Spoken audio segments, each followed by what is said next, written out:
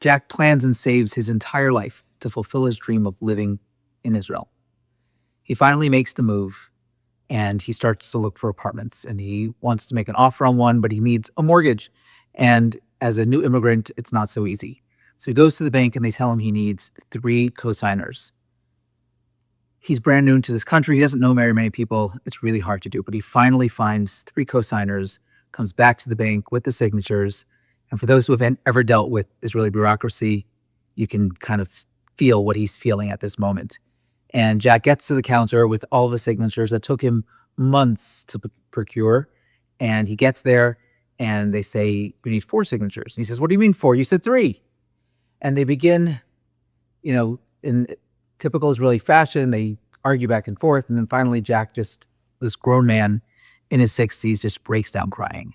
He's worked so hard to get to this moment, and his dream of living in Israel is starting to shatter in front of his very own eyes.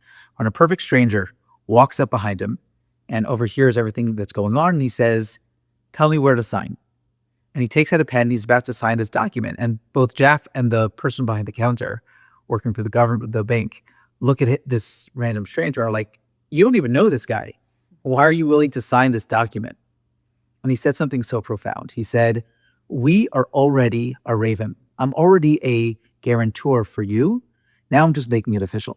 In this week's Torah portion, Parshat Nitzavim, the Jewish people and God, so to speak, renew their vows. And part of that vow renewal is not just a commitment to Hashem and to the Torah, but also a commitment to each other.